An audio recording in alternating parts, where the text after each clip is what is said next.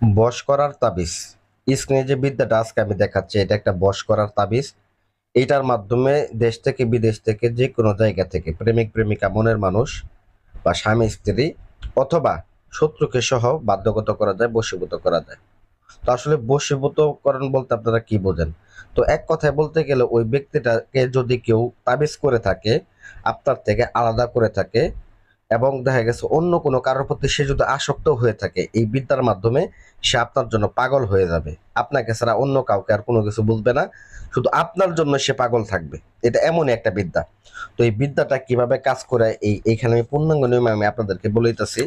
অবশ্যই ভিডিওটা না টেনে ভিডিওটা প্রথম থেকে শেষ পর্যন্ত দেখবেন, তাহলে বুঝতে পারবেন কিভাবে বশীভূত করতে হয়।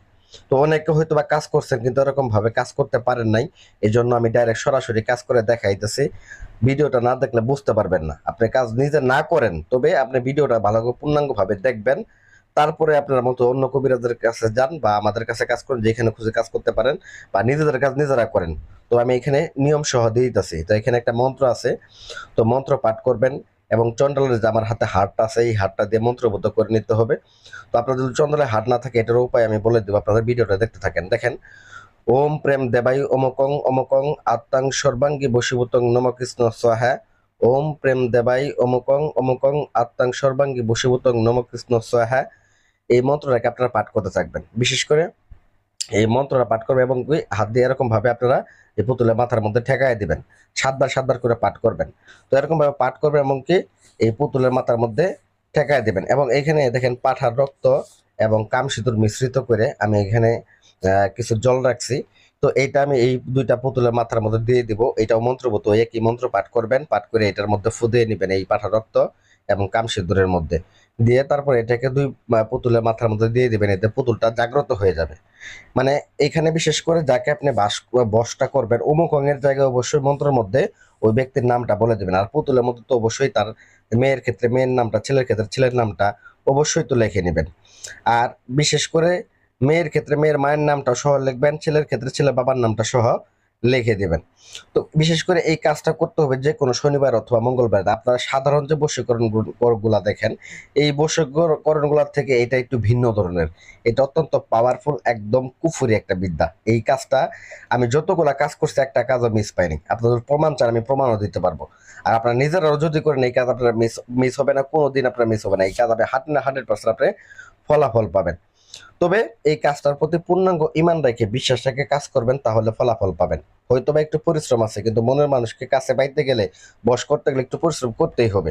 তো যাই হোক ভিউয়ার্স, এখানে দেখেন শুধু কাম সিধু আছে, শুধু কাম সিধু মন্ত্রভূত করে নিয়ে এরকম ভাবে আপনারা ছিটাই দিবেন। মন্ত্রটা বলে দিবেন, বিসমিল্লাহির রহমানির রহিম। পদ্মা মাতা মনাইসা দেবী, মা ফাতেমার অঙ্গবাদী, বিশ্বজয়া বিশ্বরমণী, কোরআনের বাক্য ধরণী, আলিফের উপর দম করে অমুকের মন করিলাম চুরি।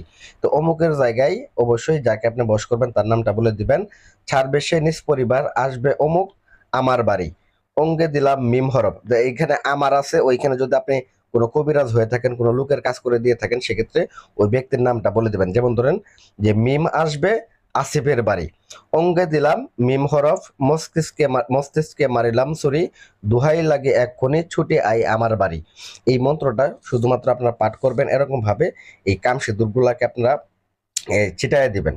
তো বিশেষ করে মন্ত্রটাকে কিন্তু ভক্তি সহকারে মন্ত্রটা আগে মুখস্থ করে নিতে হবে। আপনারা হয়তো বা অনেকে মন্ত্র দেখে দেখে পাঠ করেন, কিন্তু মন্ত্র দেখে দেখে পাঠ করা যাবে না। মন্ত্র পাঠ করতে হলে অবশ্যই মুখস্থ আকারে মন্ত্র পাঠ করতে হবে। এবং কি এই মন্ত্রটাকে বিশেষ করে আমি সিদ্ধ করে দিয়ে দিয়েছি, আপনাদের সিদ্ধ করে নিতে হবে না।